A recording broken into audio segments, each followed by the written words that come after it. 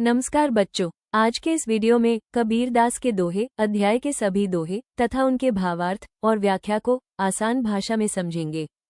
तो चलिए शुरू करते हैं। पहला दोहा। सांच बराबर तप नहीं, झूठ बराबर पाप, जाके हृदय सांच है ता हृदय गुरु आप। भावार्थ। सच बोलना सबसे बड़ा तप है और झूठ बोलना सबसे बड़ा पाप है। जिसके दिल में सच होता है उसके दिल में खुद गुरु बसते हैं। व्याख्या। कबीरदास जी कहते हैं, सत्य बोलना तपस्या करने के बराबर है, अर्थात सच्चाई से जीना पूजा पाठ या तपस्या करने के समान है। झूठ बोलना बहुत बुरा होता है, ये पाप के समान है। जो इंसान सच्चा होता है उसके मन में गुरु या भगवान खुद ही आकर बस जाते हैं। इसलिए हमें हमेशा सच बोलना और ईमानदारी से रहना चाहिए। दूसरा दोहा। बड़ा हुआ तो क्या हुआ, जैसे पेड़ खजूर, पंथी को छाया नहीं, फल लागे अति दूर। भावार्थ। केवल आकार, धन, पद या ऊंचाई में बड़ा होने का कोई लाभ नहीं है, यदि उससे किसी जरूरतमंद या समाज का भला न हो। व्याख्या। कबीरदास जी कहते हैं कि अगर कोई व्यक्ति केवल पद, धन या शरीर से बड़ा है, लेकिन दूसरों के काम नहीं आता, तो उसका बड़ा होना किसी काम का नहीं। जैसे खजूर का पेड़ ऊंचा तो होता है पर उसकी छाया में कोई बैठ नहीं सकता और उसके फल भी बहुत ऊपर लगे होते हैं जो आसानी से मिलते नहीं। उसी तरह जो व्यक्ति दूसरों की मदद नहीं करता उसका बड़ा होना व्यर्थ है। सच्ची महानता वही है जो दूसरों के लिए फायदेमंद हो। तीसरा दोहा। गुरु गोविंद दो खड़े काके लागो पाए, बलिहारी गुरु आपने गोविंद दियो बताए। भावार्थ। अगर गुरु और भगवान दोनों मेरे सामने खड़े हों तो मैं पहले किसके पैर छूं? मैं तो अपने गुरु पर बलिहारी जाऊंगा, क्योंकि उन्होंने ही मुझे भगवान के बारे में बताया है। व्याख्या। कबीरदास जी कहते हैं कि जीवन में गुरु का स्थान भगवान से भी ऊपर होता है, क्योंकि भगवान को हम तभी जान सकते हैं जब कोई अच्छा गुरु हमें उसका रास्ता दिखाए।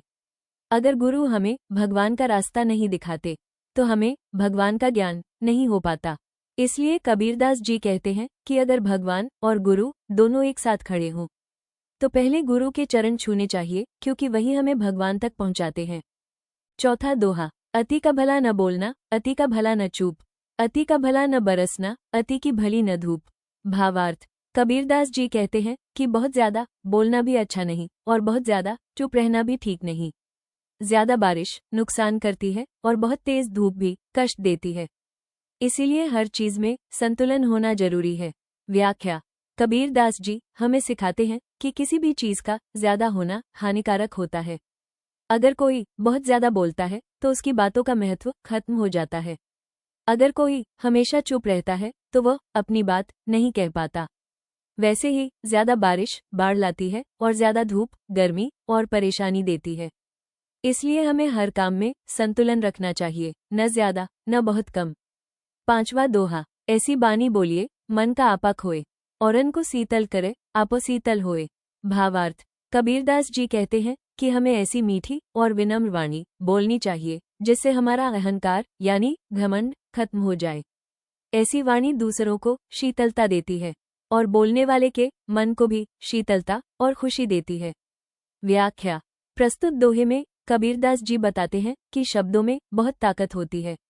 अगर हम गुस्से और घमंड से बोलेंगे तो लोग हमसे दूर हो जाएंगे, लेकिन अगर हम प्यार, नम्रता और शांति से बात करेंगे तो लोग खुश होंगे। मीठी वाणी से हम दूसरों के दिल में जगह बना सकते हैं और खुद भी खुश रह सकते हैं। इसीलिए हमें हमेशा अच्छे और मीठे शब्द बोलने चाहिए। छठवां दोहा। निंदक नियरे राखिए आंगन कुटी छवाई, बिन पानी साबुन बिना निर्मल करे सुभाई। भावार्थ। प्रस्तुत दोहे में कबीरदास जी ने बताया है कि हमें अपने आलोचक से घबराना नहीं चाहिए, बल्कि उसे अपने पास रखना चाहिए, क्योंकि उसकी बातें हमें अपनी गलतियां पहचानने और सुधारने में मदद करती है। व्याख्या। कबीरदास जी बताते हैं कि हमें अपने निंदक आलोचक को अपने पास रखना चाहिए, क्योंकि वो बिना पानी और साबुन के ही हमारे स्वभाव और चरित्र को सुधारने का काम करता है। किसी भी व्यक्ति को अपनी कमियों का पता आसानी से नहीं चलता, लेकिन निंदक व्यक्ति हमारी कमजोरियों को बताकर हमें सुधारने का अवसर देता है। सातवां दोहा। साधु ऐसा चाहिए जैसा सूप सुभाए, सार सार को गही रहे थोथा दे उड़ाए। भावार्थ। कबीरदास जी इस दोहे में कहते हैं कि एक सच्चा साधु ऐसा होना चाहिए जो सूप की तरह अच्छे और उपयोगी गुणों को अपनाकर रखे और व्यर्थ या बुरे विचारों को त्याग दे। जैसे सूप अनाज से भूसी अलग कर देता है, वैसे ही साधु को अपने जीवन में सार्थक और मूल्यवान बातों को अपनाकर नकारात्मकता और बुराई को छोड़ देना चाहिए। व्याख्या। प्रस्तुत दोहे में कबीरदास जी ने एक आदर्श साधु या सच्चे व्यक्ति के गुण बताते हुए उसका स्वभाव सूप के समान होने की बात कही है। सूप का उपयोग अनाज को साफ करने के लिए किया जाता है।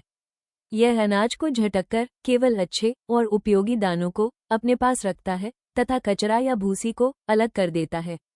कबीरदास जी का संदेश है कि जैसे सूप केवल सार्थक चीजों को संभालता है और व्यर्थ को छोड़ देता है, वैसे ही एक साधु या सच्चे इंसान को भी जीवन में केवल अच्छी और मूल्यवान बातों को अपनाना चाहिए तथा नकारात्मक, व्यर्थ या हानिकारक बातों को त्याग देना चाहिए। 8वां दोहा। कबीरा मन पंछी भया भावे तहवां जाए, जो जैसी संगति करे सो तैसा फल पाए। भावार्थ। मनुष्य का मन पंछी के समान चंचल होता है और वो मनमाने स्थान पर जा सकता है। मनुष्य का स्वभाव और आचरण उस संगति से प्रभावित होता है जिसमें वह रहता है। यदि संगति अच्छी होगी तो अच्छे फल मिलेंगे और बुरी संगति से बुरे फल प्राप्त होंगे। व्याख्या। कबीरदास जी मनुष्य के जीवन में संगति के प्रभाव को स्पष्ट करते हैं। वे बताते हैं कि मनुष्य का मन पंछी के जैसे होता है। जैसे पक्षी जहाँ चाहें उड़कर चले जाते हैं, वैसे ही मनुष्य का मन भी आकर्षण के अनुसार स्थानों और लोगों की ओर खींचता है। यदि हम सज्जनों, विद्वानों और सदाचारियों की संगति करेंगे तो हमारे विचार, आचरण और जीवन में सकारात्मक परिवर्तन आएगा। वहीं दुष्ट और बुरे लोगों की संगति से हमारा चरित्र और कर्म नष्ट हो सकते हैं। यह वीडियो अगर आपको पसंद आया हो तो लाइक करें और ज़्यादा से ज़्यादा शेयर करें।